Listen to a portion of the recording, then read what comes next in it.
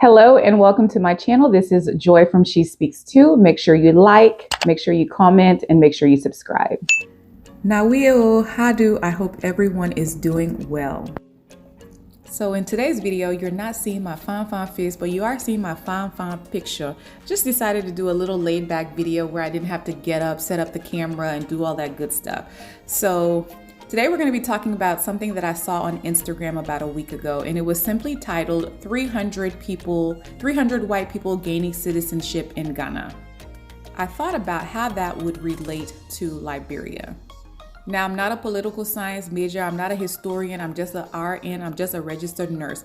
So let me just give you some quick facts about Liberia. Liberia, if you didn't know, it was founded in 1847 by free slaves for a safe haven for Black people anywhere to come and gain citizenship, a Black republic. It was the second Black republic next to Haiti, and it was one of the only two countries in Africa not colonized, Ethiopia being one and Liberia being the other.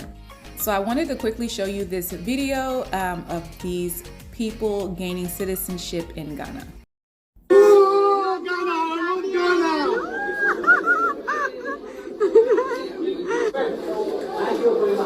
Congratulations.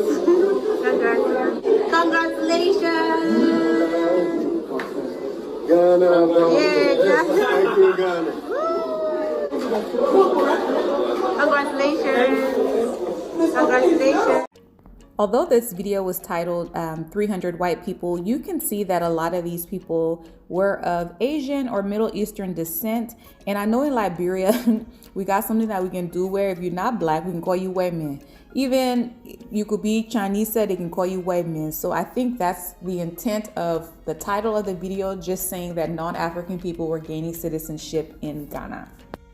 So some people consider Liberia's law that still stands that you have to be Black or of African descent to gain citizenship. Some people consider that law to be racist, and I do not. I stand by that law. I think it's very important based on the foundation of Liberia, but there are some pros and cons to both sides. And today we're just going to talk about the pros and cons, and then we can talk about it in the comment. We can be respectful.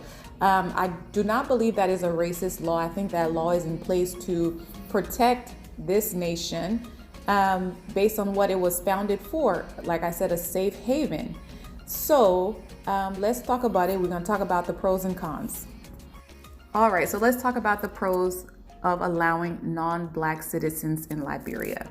Some of the pros: you would have economic growth, you would have more foreign investments, you would have people of diverse skill sets coming in, you would have different professions, your infrastructure would be improved, you would have increased tourism and trade, improved global standing, diversity. You would have people from all walks of life, and they would be more likely to invest because now they have ownership in the country.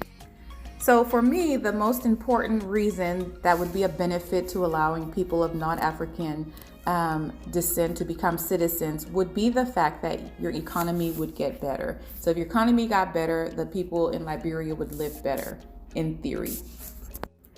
So we're going to talk about the cons. One of the cons, dominance by foreigners, because if people come in to become citizens, more than likely they would come in with more resources, more capital, and they could potentially buy out the country, where the average Liberian would be marginalized, could probably not even afford to live in their own country. So that is what I would be more concerned about. And in turn, you would be a second-class citizen in a country that you are historically tied to, whereas they came in as citizens and naturalized. You as a born citizen would become now a second-class citizen. I think that would lead to the erosion of our Liberian identity. In Liberia, we already acting like we American already. We probably one of the most Americanized African countries to begin with. We've lost a lot of our culture, and some things have led to that, including the war. But then you bring in more foreigners who can become citizens, that would really erode what little we have managed to hold on to. So the erosion of the African or Liberian identity. Also, land ownership concerns. Would we be able to afford our own land? Because once those people come in with all that money, they're going to buy up all our land. And so would we be able to afford to live in our own country?